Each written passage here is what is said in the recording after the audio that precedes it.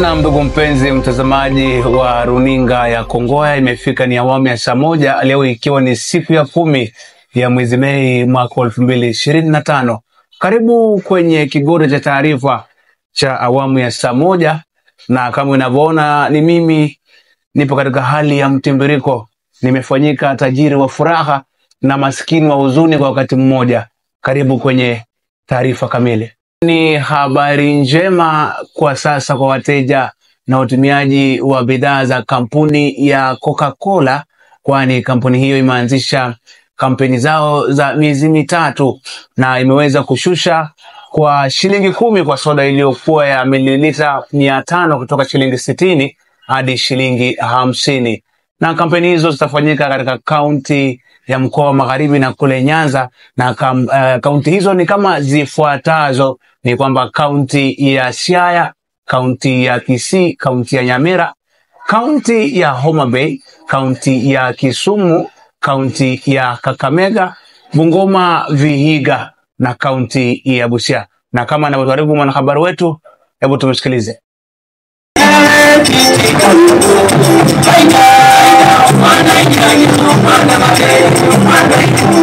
Ni habari njema sasa kwa wateja na watumiaji wa bidhaa za kampuni ya Coca-Cola baada ya kampuni hiyo kupunguza bei ya chupa ya soda ya mililita 500 kwa shilingi 10 kutoka shilingi 60 hadi shilingi 50 katika mkoa wa Nyanza na mkoa wa Magharibi katika kampeni mpya ya Shika Mzito.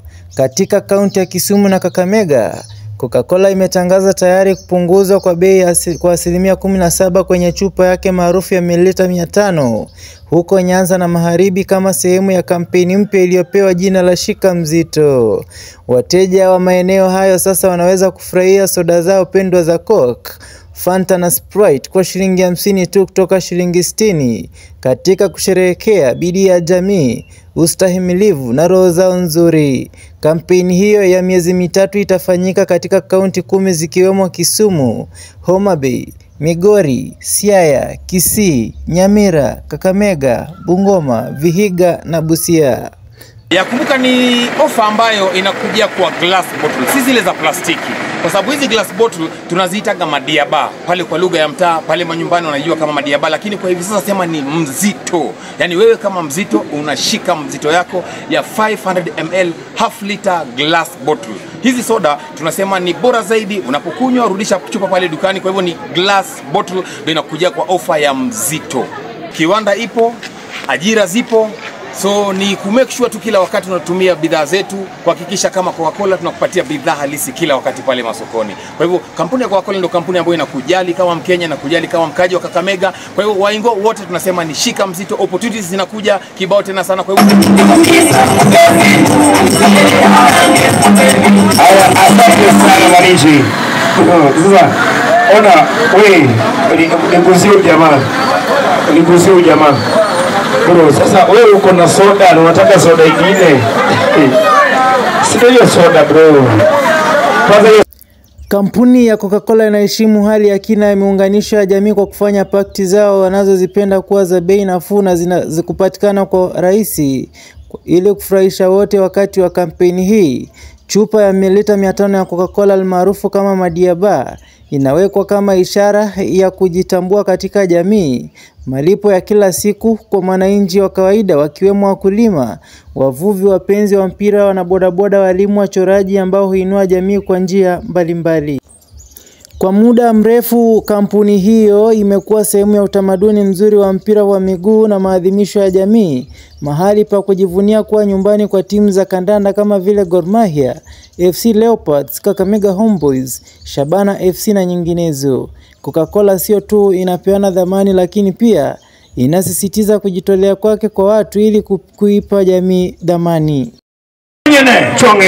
Yes. Kwa hivyo jamani, ukienda pale madukani ama ukienda kwa hoteli ama ukienda kwa supermarket, hii soda tumeipunguza. Alafu ukienda usema ati Sprite.